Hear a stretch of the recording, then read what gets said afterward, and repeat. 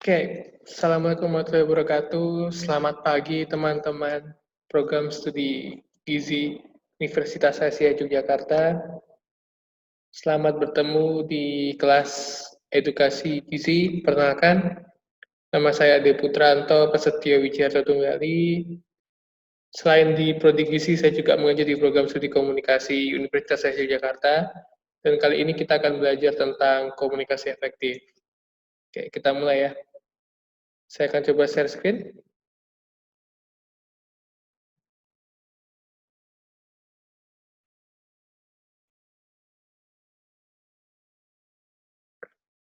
Semoga sudah terlihat.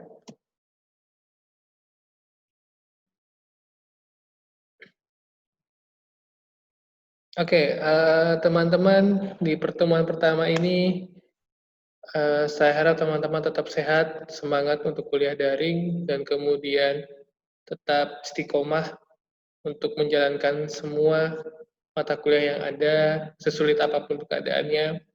Suka tidak suka, teman-teman sekarang sedang berproses untuk tidak hanya melawan pandemi, tapi melawan diri sendiri. Jadi teman-teman harus tetap semangat. Dan di pertemuan pertama edukasi gizi ini kita akan belajar tentang komunikasi efektif atau communication efektif, effective communication, yang merupakan suatu ilmu yang diambil dari ilmu komunikasi yang kemudian diadopsi oleh keilmuan gizi untuk sebagai jembatan antar ilmu. Jadi ada irisannya nantinya. Oke, kita mulai ya. Nah, seperti yang kita tahu bahwa komunikasi itu bukan hal yang simple dan juga bukan hal yang rumit dan juga bukan hal yang misterius. Jadi ketika kita belajar komunikasi, kita sudah dari lahir boleh dikatakan bahwa komunikasi kita kepada ibu kita adalah menangis dan sebagainya. Kemudian cara kita meminta sesuatu juga dengan berkomunikasi, minta tolong juga dengan komunikasi. Tapi secara keilmuan, apa sih pemahaman dari komunikasi itu? Komunikasi adalah is the transmission of an idea or feeling so that the sender and receiver share same understanding. Jadi kalau dilihat dari pemahaman di slide ini bahwa komunikasi itu mencapai kesetaraan pemahaman. Bisa dia mengutarakan ide atau menyampaikan perasaan tertentu yang sedang dirasakan.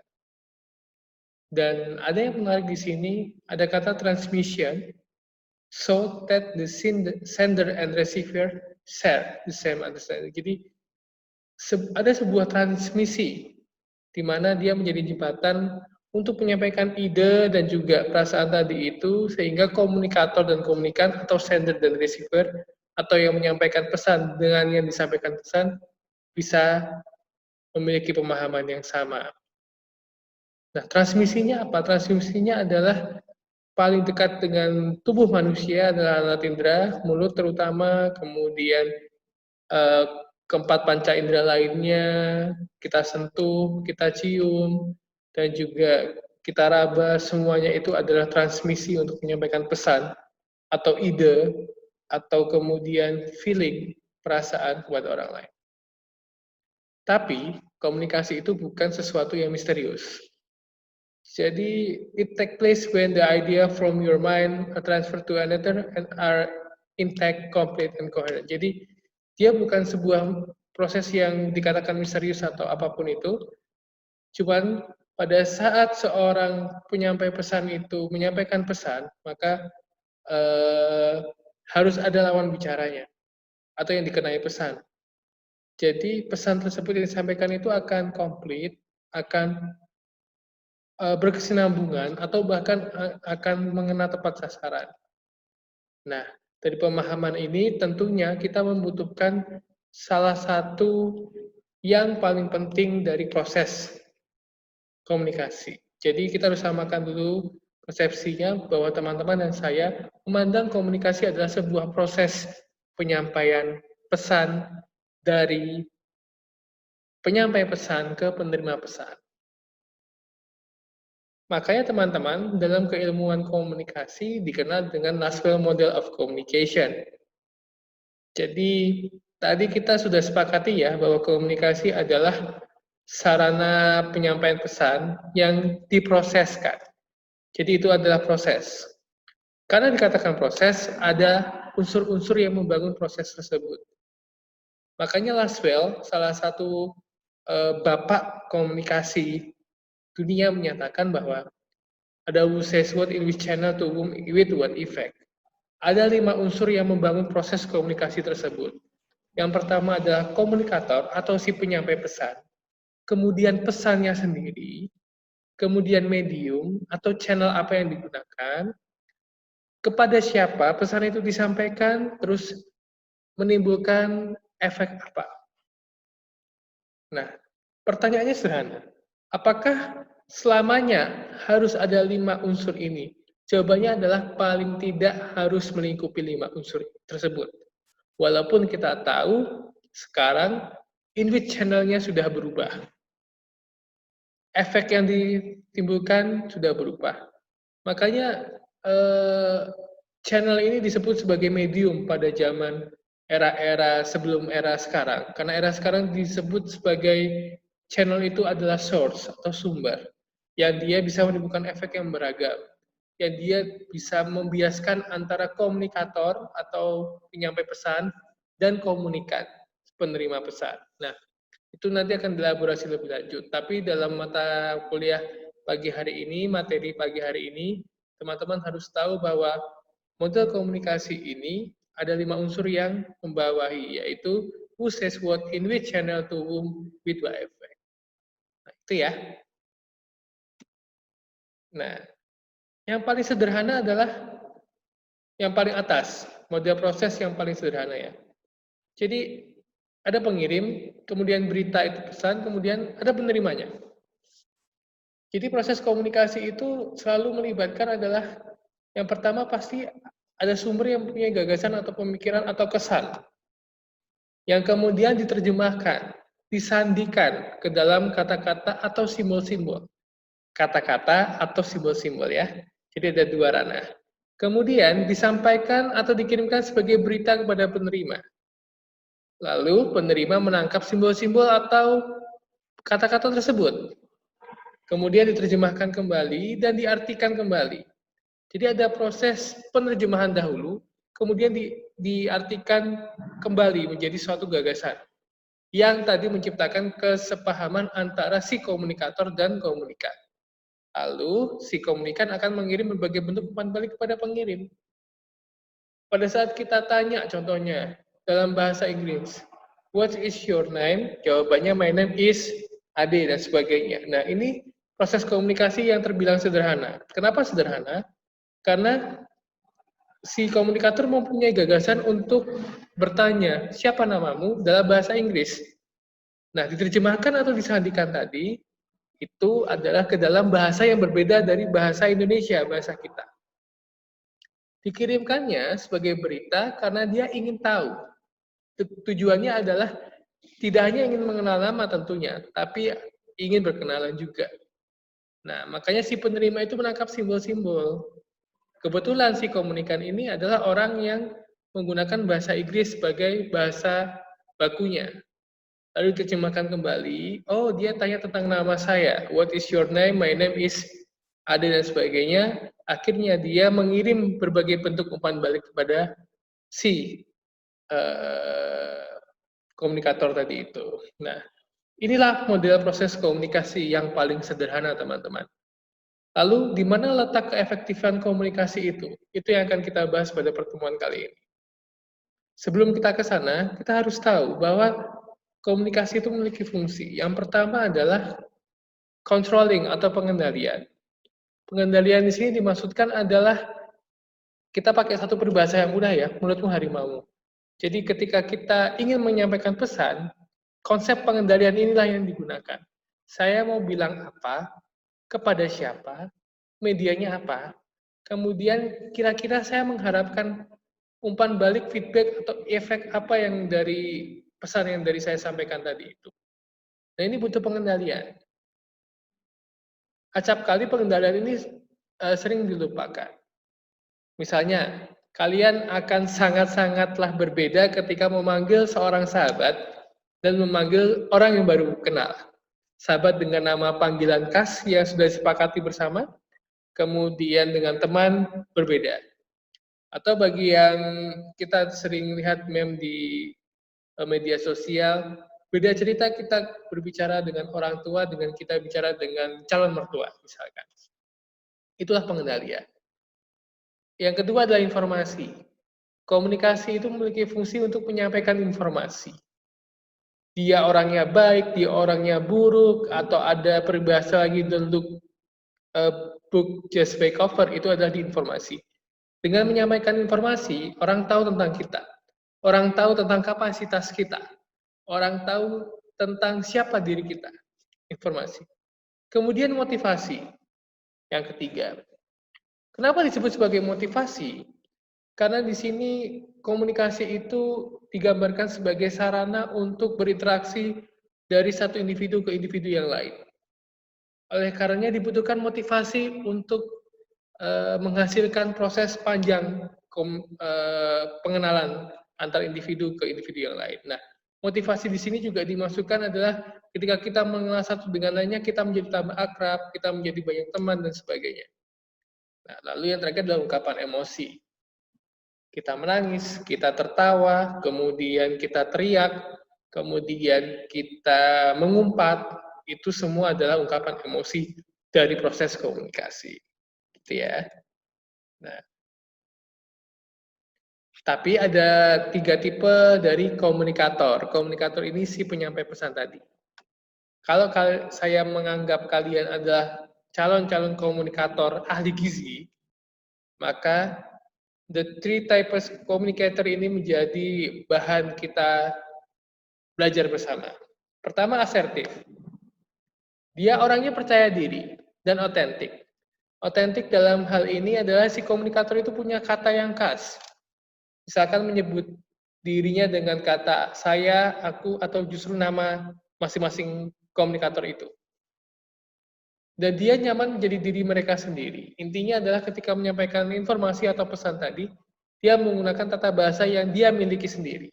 Percaya diri sekali, akhirnya dia proaktif dan ekspresif. Ya ini kalau di kelas teman-teman mungkin orang yang dia suka melucu atau suka ngebanyol itu pasti tipe-tipenya asertif. Lalu pasif. Pasif adalah jenis komunikator yang dia menjawab ketika ditanya. Nah, dan dia khawatir apa yang dipikirkan atau dikatakan orang lain. Dan pasif ini adalah orang, kalau biasanya dia cuek ya, kata-kata karakter dirinya biasanya identik dengan cuek, itu nggak bakal bilang tidak. Jadi seperti orang yang mudah dimintai pertolongan. Nah, kalau agresif adalah orang yang tidak mau dikritik. Kasarnya seperti itu. Jadi memaksakan kehendak pada orang lain, dia kemudian harus, kalau tidak A, ya tidak mungkin B, A harus A, dan sebagainya.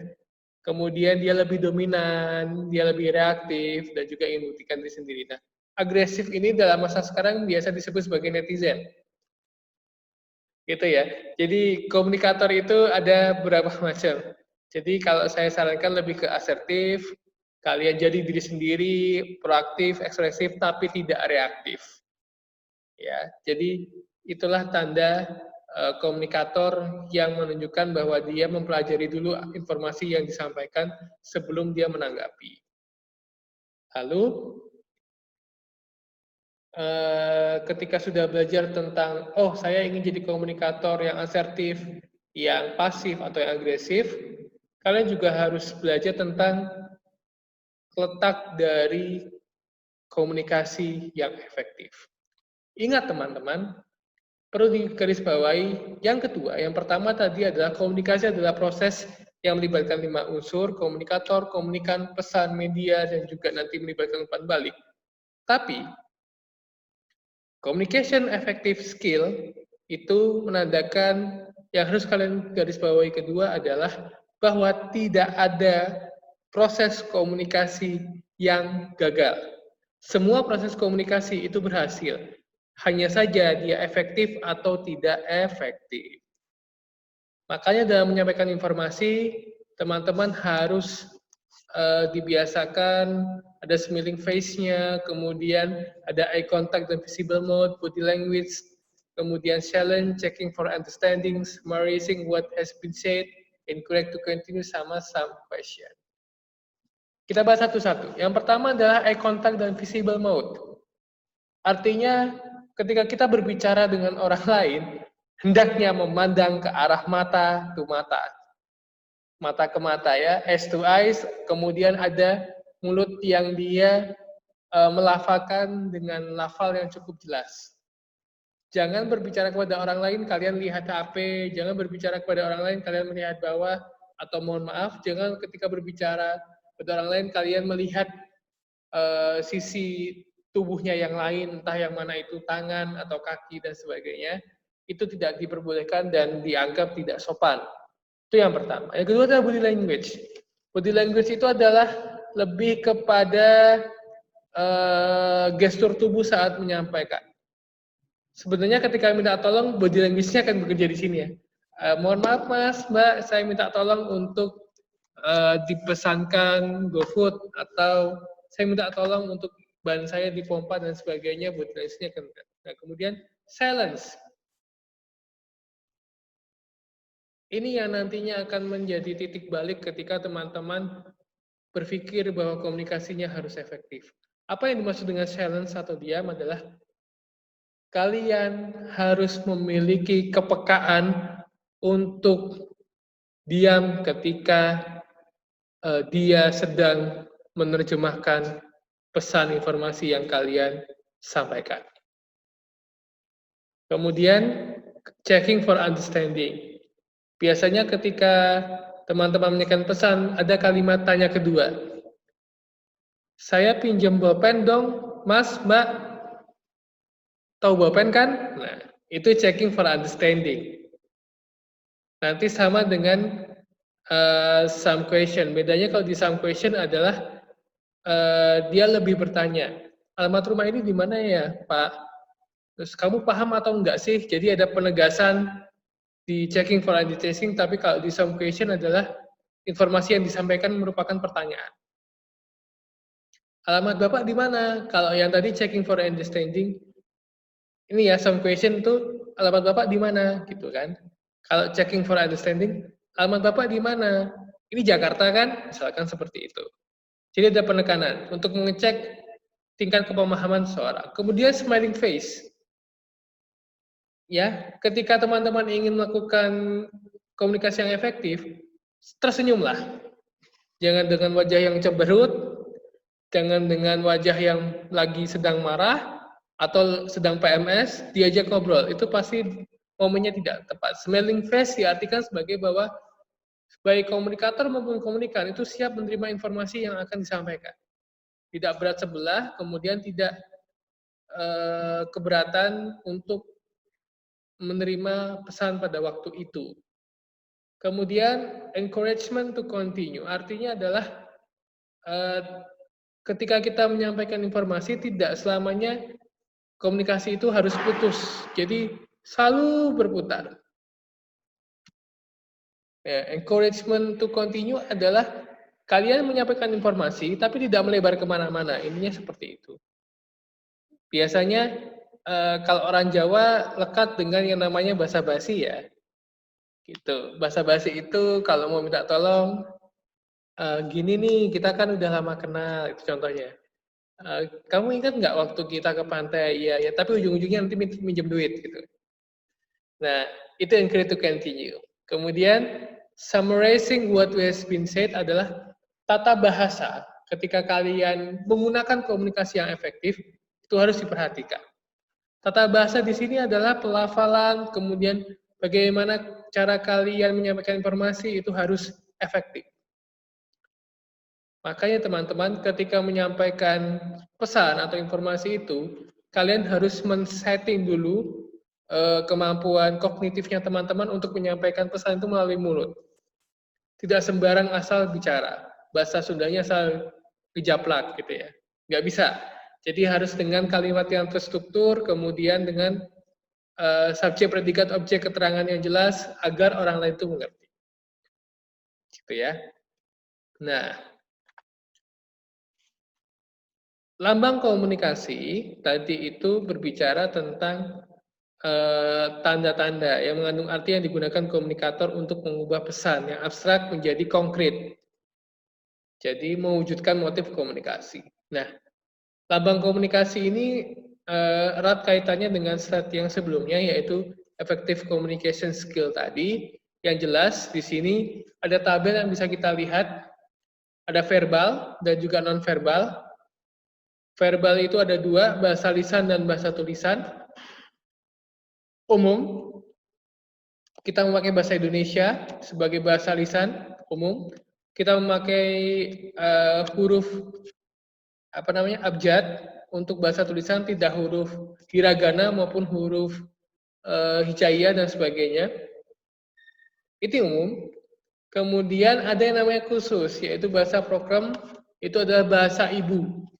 Jadi ketika Indonesia ini adalah laboratorium komunikasi terbesar di dunia karena dia memiliki bahasa ibu yang beragam. Jadi ketika saya berasal dari Sulawesi, misalkan, saya punya bahasa Sulawesi dengan sebutan kamu, jadi ngana dan sebagainya.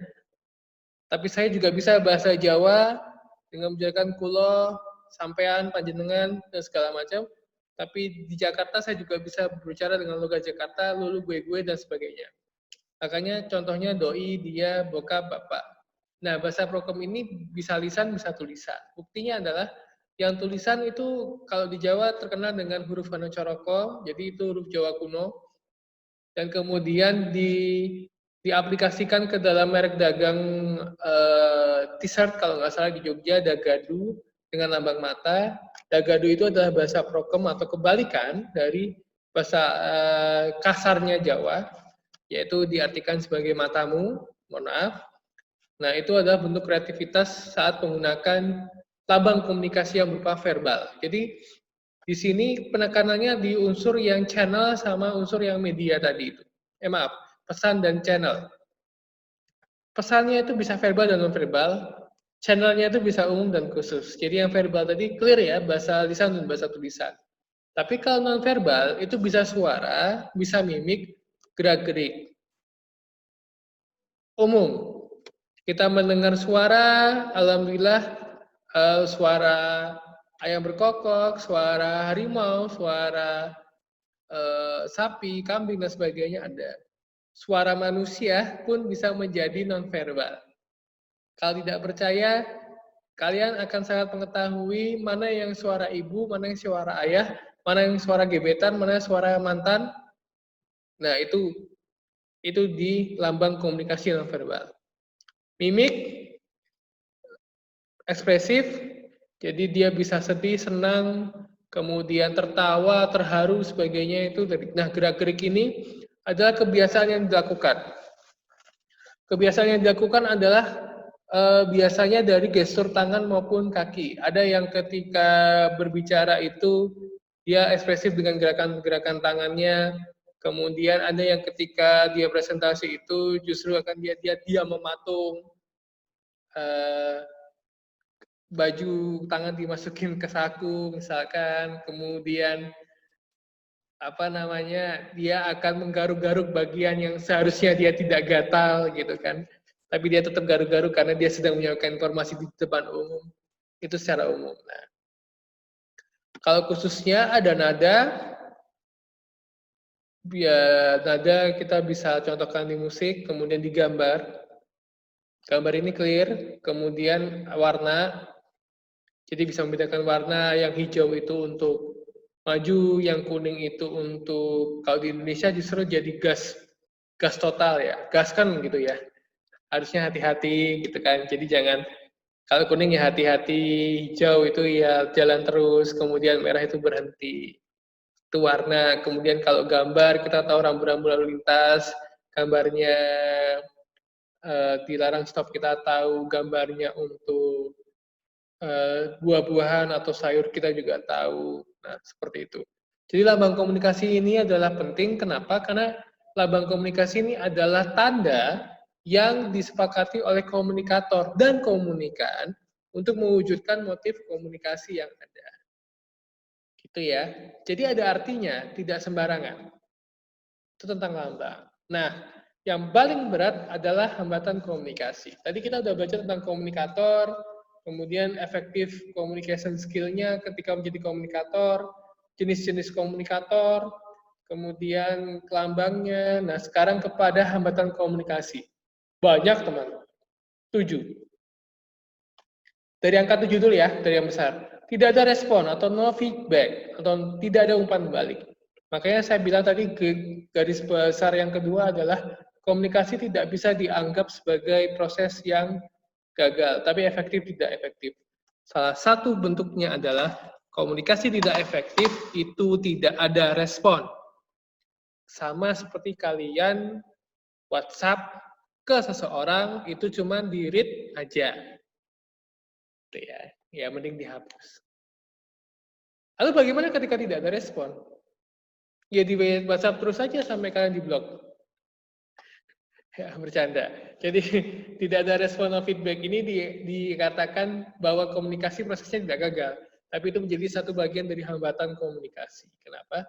Karena ada yang namanya respon positif dan respon negatif. Respon aktif dan respon pasif. Respon aktif itu ketika, "Adek, tolong kamu belikan ini di pasar." Siap, berangkat. Itu respon aktif. Respon pasif, "Adek, tolong berikan ini di pasar." Nggak dijawab, tapi dijalankan. Pasif. Nah, tapi ada respon yang tidak ada. "Adek, tolong berikan ini di pasar." Gitu kan. Diam aja mager. Nah, apakah akan komunikator berhenti di situ? Tidak. Dia akan terus menanyakan. Dia tadi ada effective communication skill, dia repetisi lagi. "Adek, tolong belikan ini di pasar." Dipanggil lagi dengan "adek" gitu. Akhirnya baru ada respon. Kemudian gangguan pada media, poor choice of communication channel. Inilah yang sangatlah menjadi hukum dari proses komunikasi. Komunikasi yang paling efektif adalah komunikasi tatap muka. Kita sedang melakukan komunikasi daring atau online yang dalam hambatan komunikasinya tentu banyak sekali yang dikorbankan. Pertama, saya tidak bisa kenalan secara langsung dengan teman-teman, isoset, kemudian saya juga tidak bisa berinteraksi secara langsung dengan teman-teman. Lalu teman-teman juga mungkin ketika ini di-live-kan di Zoom ataupun menggunakan media Google Meet atau sebagainya, teman-teman akan terkendala kuota, sinyal yang tidak bagus, kemudian pada saat itu ada aktivitas yang tidak bisa ditinggalkan. Lalu kalau saya live IG juga teman-teman bisa tahu IG-nya saya dan sebagainya. Teman-teman harus mengetahui bahwa gangguan yang keenam sedang kita alami sekarang, yaitu poor choice of communication channel. So be careful about the choice of channel before you decide it. Jadi teman-teman ketika ingin berbicara, menyampaikan informasi dengan teman yang lain, kalian harus bisa memutuskan best choice-nya untuk communication ini apa. Tidak semuanya dilakukan di WhatsApp grup. Bisa di jalur pribadi misalkan. Atau tidak bisa semua di jalur pribadi, bisa kalian telepon. Atau nanti menggunakan Telegram, tidak WhatsApp. Atau mungkin DM-DM-an atau sebagainya. Nah itu harus ada the best choice yang kalian sematkan dalam diri kalian ketika kalian menghubungi orang tersebut. Lalu lingkungan fisik, cycle distraction. Intinya adalah ketika teman-teman ingin menyampaikan informasi, itu juga harus mementingkan lingkungan fisik. Tidak mungkin teman-teman menyampaikan informasi ketika kalian naik motor, kemudian kalian ngobrol di tengah jalan, yang jalan itu adalah jalan ring road. Pertanyaan saya, ketika kalian naik motor, menggunakan helm, ngobrol. Nah, itu adalah sebuah kasus nyata lingkungan fisik. Kalau mau ngobrol ya di rumah atau via media yang tadi kita sebutkan. Jangan di jalan. Saya juga heran kalau ada orang-orang yang begitu. Mereka tetap bisa ngobrol dan teriak-teriak. gitu ya. Nah, kemudian ada perbedaan budaya atau culture difference. Intinya di sini clear dan konkret. Perbedaan budaya yang paling mendasar adalah bahasa. Kemudian budaya kedua adalah eh, orang Indonesia itu cenderung kepo, ingin tahu banget, tapi orang Inggris itu lebih ke individualis. Misalkan orang Barat lebih ke individualis. Jadi perbedaan budaya ini yang nanti akan menyebabkan hambatan komunikasi.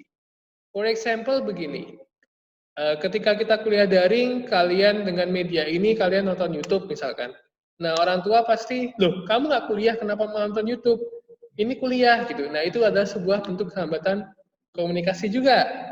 Lalu adalah perceptual distortion, atau perbedaan cara pandang.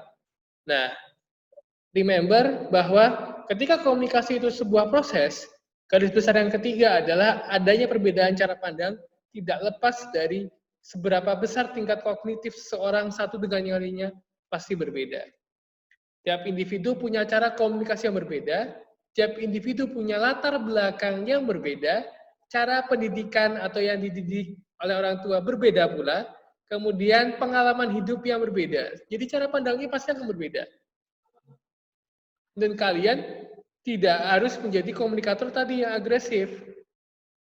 Embrace the different itu. Jadi kalian harus lebih menerima kepekaan-kepekaan tentang diferensiasi itu. Kenapa? Karena saran saya selaku tenaga pengajarnya teman-teman, bahwa ketika sedang ada hambatan komunikasi yang berbeda cara pandangnya, teman-teman harus konsisten bahwa dia punya pengalaman yang berbeda, dia punya tingkat kecerdasan yang berbeda, dia punya masa lalu yang berbeda, kemudian dia punya buku yang dibaca yang berbeda. Apakah tidak menarik ketika saya belajar dari sosok dia? Gitu. Kemudian bahasa, tadi mendukung dari perbedaan budaya, yaitu semantic problems. Jadi bahasa ini ketika kalian berbicara dengan orang, jangan dikira kalau orang Medan itu dengan nada yang tinggi dianggap marah. Kemudian ketika orang Papua itu kulitnya hitam-hitam tapi dia senang dengan mop. Cerita lucu-lucu tentang Papua. Lalu ada yang pertama, perbedaan status atau status effect. Ini sangat jarang dilakukan, tapi hambatan ini nyata adanya ketika misalnya saya dosen dan teman-teman mahasiswa berkomunikasi. Gitu. Saya seenaknya sendiri, kalian harus pakai Assalamualaikum, mohon maaf mengganggu waktunya, nama saya ini, NIM saya ini, saya mahasiswa Bapak di kelas edukasi gizi, kemudian saya bawa jawabnya cuma dia, itu hambatan komunikasi. Jadi perbedaan status ini menarik. Juga perbedaan status, kalau di Barat, kalian tahu sendiri bahwa anak memanggil orang tuanya dengan sebutan nama kecil si bapak itu, misalnya namanya George, ya George gitu. Kalau di sini dengan sebutan bapak, ayah, abi, dan sebagainya. Jadi perbedaan status ini juga dari tua ke muda, dari muda ke tua, dan sebagainya. Itulah hambatan komunikasi, teman-teman. Nah, makanya tolong diperhatikan bagaimana kalian bisa berkomunikasi efektif. Jadi berkomunikasilah pada suasana yang menguntungkan. Jangan pada suasana yang it's not the right time to communicate with the others gitu loh. Saya yakin teman-teman kerap mengalaminya gitu loh. Biasanya di sini kalau untuk yang cowok-cowok gitu kan, berkomunikasi pada suasana yang menguntungkan adalah diartikan sebagai peningkungan gitu ya. Ya itu sering kali terjadi sih. Jadi berkomunikasi pada suasana yang menguntungkan adalah kalau kalian ingin memecahkan sebuah masalah itu dengan duduk dan bicara, atau dengan telepon-teleponan, atau dengan WhatsApp, tapi pada suasana yang benar-benar dari komunikan dan komunikator itu sama-sama diuntungkan. Menggunakan bahasa yang mudah ditangkap dan dimengerti. Jadi, tolong tata bahasanya diperbaiki ketika menyampaikan sesuatu. Jangan terlalu berbelit-belit atau terlalu basa-basi, dan jangan pula terlalu straight to the point atau to the point. Kecuali kalian sudah bilang di awal to the point aja ya, saya bla bla bla bla bla, itu diperkenankan. Dan ingat kondisi yang pertama adalah pada suasana yang menguntungkan. Lalu pesan yang disampaikan dapat mengunggah perhatian atau minat di pihak komunikan. Jadi tidak pesan yang dia itu dianggap tidak terlalu penting bagi komunikannya. Dan kemudian mengunggah di pihak komunikan yang dapat menguntungkannya. Jadi pesan di sini adalah garis besarnya adalah pada pesan. Jadi yang pertama harus mengunggah perhatian dan minat. Syukur-syukur dapat menguntungkan bagi komunikan itu sendiri, gitu ya. Contohnya mau traktir nih, itu menguntungkan bagi komunikan. Lalu pesan itu dapat menumbuhkan suatu penghargaan atau reward di pihak komunikan. Intinya adalah sifat dasar manusia itu ingin dipuji dan diperhatikan, teman-teman. Nah, ini harus kalian sadari bahwa ucapan satu kata yang namanya terima dan kasih, thank you, thanks, itu adalah bentuk penghargaan atau reward. Biasanya kalau saya di supermarket atau di mana, atau dia memberikan jasa kepada saya mengucapkan terima kasih dan penghargaan kepada dia yang sudah membantu saya untuk mengisi pom di bensin misalkan. Mengisi bensin di pom. Mengisi bensin di pom, atau belanja di Alfamart gitu kan. Oh, sebut merek nggak boleh ya. Belanja di Indomaret. Nah, seperti itulah yang harus teman-teman perhatikan dalam proses komunikasi efektif. Oke. Ahli gizi. Ada quote menarik dan wallpaper menarik yang saya ambil ini. Menjadi ahli gizi itu masalah hati. Orang yang tidak diberi rasa di profesi ini tidak akan pernah tahu sebagai apa jadi ahli gizi. Interesting, menarik. Tentunya, menjadi seorang ahli gizi, teman-teman sedang belajar menuju proses itu, amin. Dan semoga saya doakan sukses, amin. Yang jelas adalah kata-kata ini bahwa adalah masalah hati. Ya, jadi ketika dia tidak diberi rasa oleh profesi ini, itu kata kiasan ya.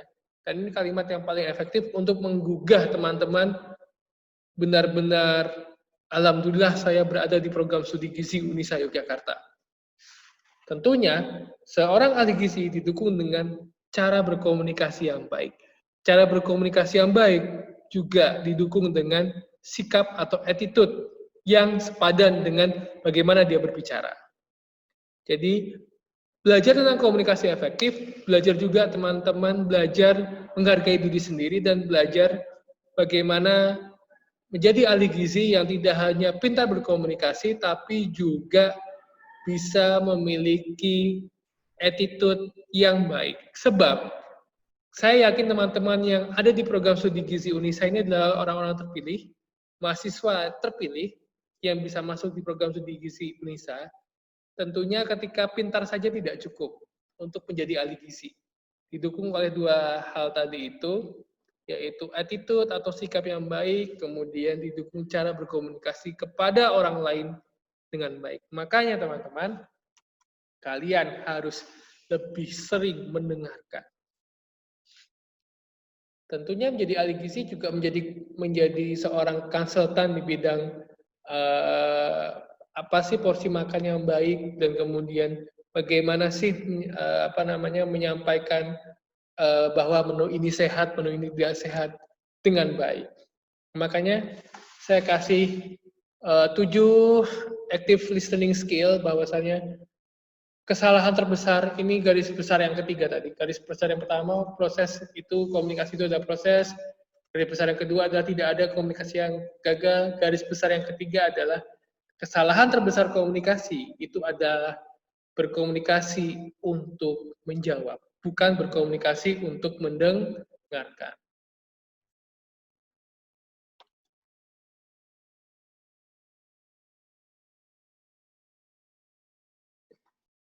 Ketemu lagi. Ya, mohon maaf teman-teman, ada hambatan paling besar yang tidak bisa saya prediksi, yaitu mati lampu. Jadi internetnya mati, kemudian on. Kita lanjutkan sebentar ya. Baru kali ini ya kuliah mati lampu gitu kan. Oke, saya share screen lagi. Tadi kita sampai di pembahasan ketiga, yaitu active learning skills. Jadi teman-teman lebih banyak mendengar ketika teman-teman berkomunikasi dengan orang. Oleh karenanya, dalam hal ini ada 7 active listening skill. Yang pertama adalah be attentive, atau lebih attention, lebih perhatian.